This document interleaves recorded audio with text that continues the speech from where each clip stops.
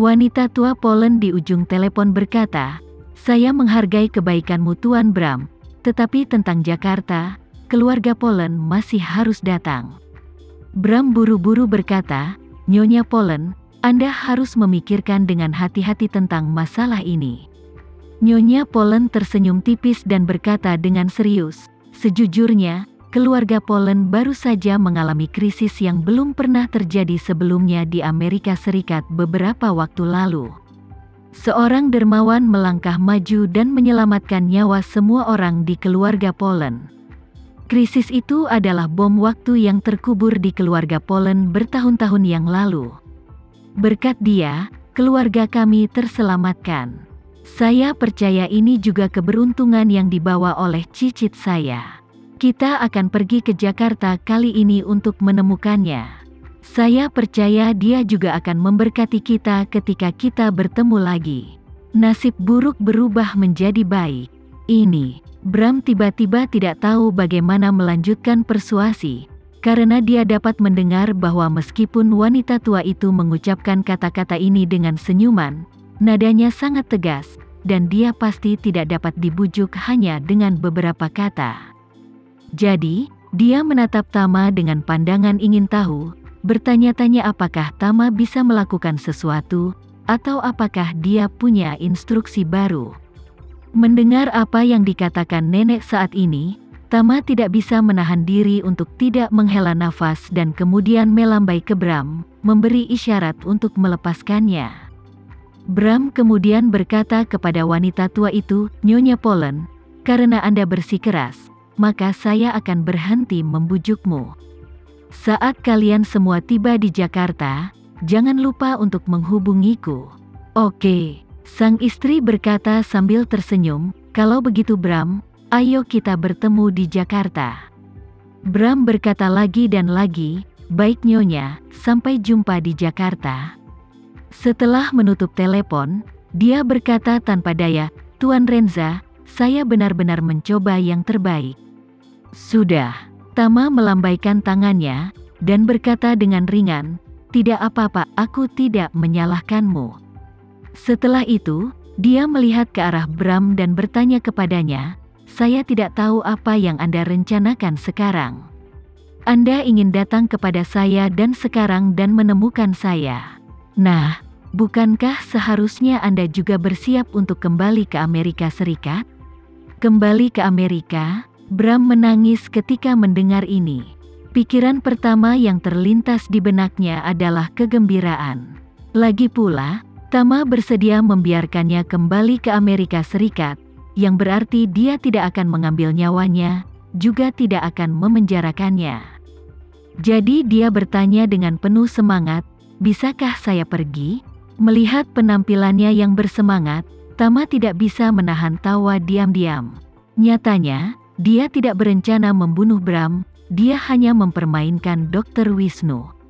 Meskipun dia tidak pandang bulu, dia tidak cukup bersalah untuk pantas mati. Terlebih lagi, dia menyerahkan kuali obat, meski enggan, tapi dia tetap mau berjudi dan mengaku kalah.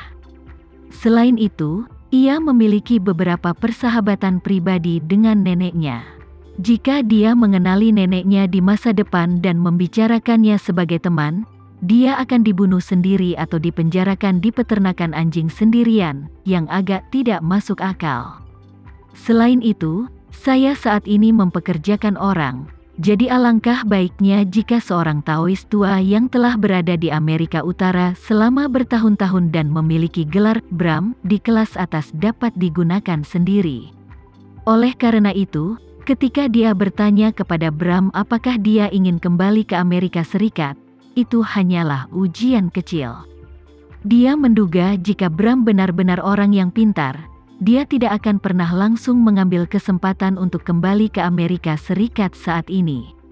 "Sangat." Begitu Bram berkata, "Bolehkah saya pergi?" Detik berikutnya, dia tiba-tiba merasa bersalah dan ingin mati.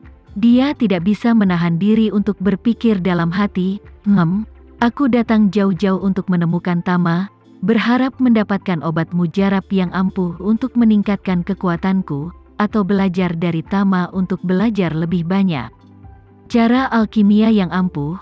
Aku akan mencari peluang untuk memperbaiki beberapa pil kuat ketika aku kembali. Tapi siapa sangka ayam pencuri ini tidak akan membuang-buang beras. Tetapi jika aku tidak menemukannya, aku belum mempelajari teknik alkimia, dan malah memberikan kuali obat leluhur kepadanya. Jika aku pergi begitu saja, bukankah akan lebih buruk bagiku? Namun, dia tidak berani mengatakan itu. Dia hanya bimbang dan tidak bisa menjelaskan alasannya.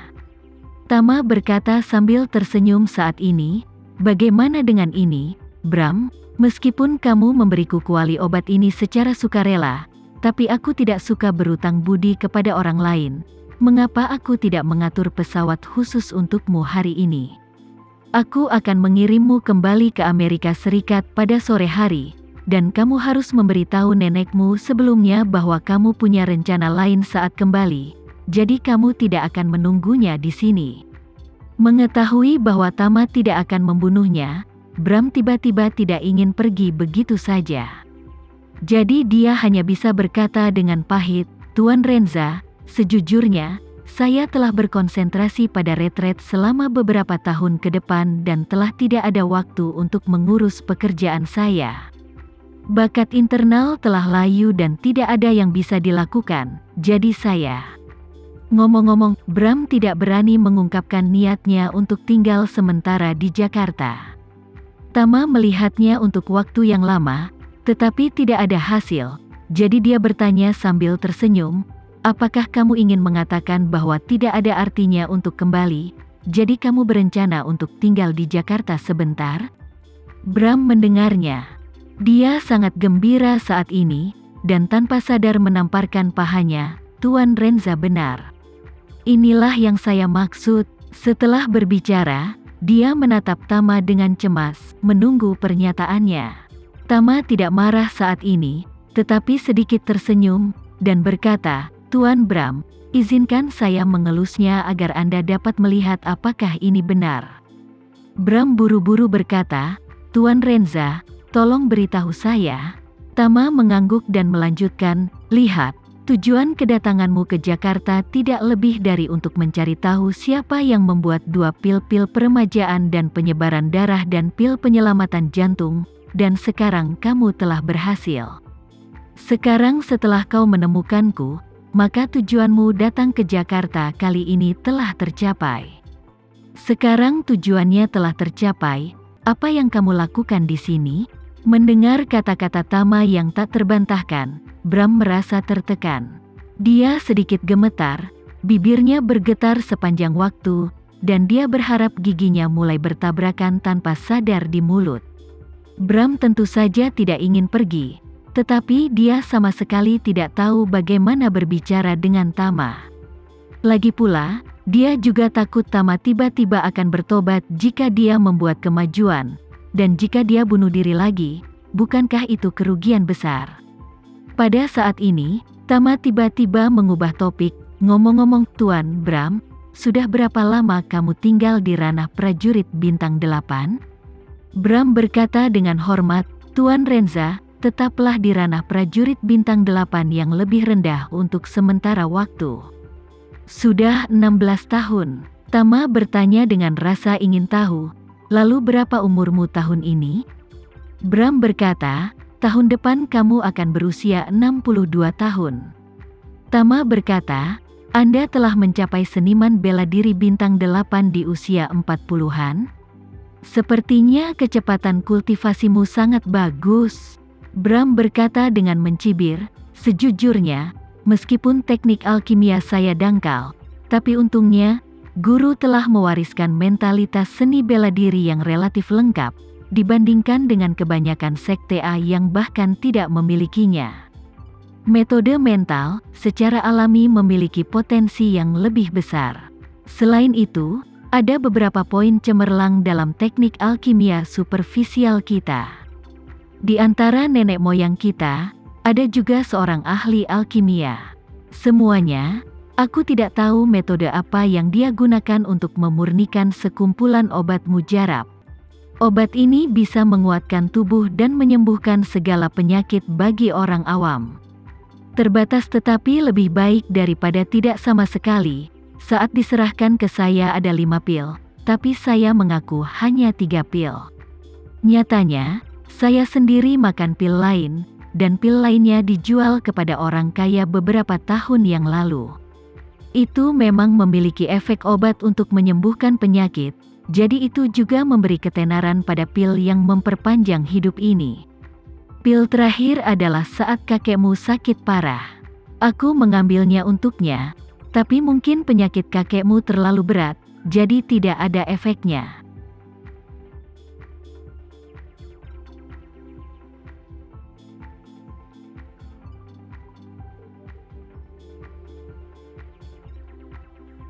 Sekian dulu ya video kali ini, kita lanjutkan lagi videonya di lain waktu. Oh iya, bagaimana menurut kalian? Semoga bisa sedikit menghibur kalian semua. Untuk teman-teman yang baru nonton, jangan lupa subscribe ya, hehehe.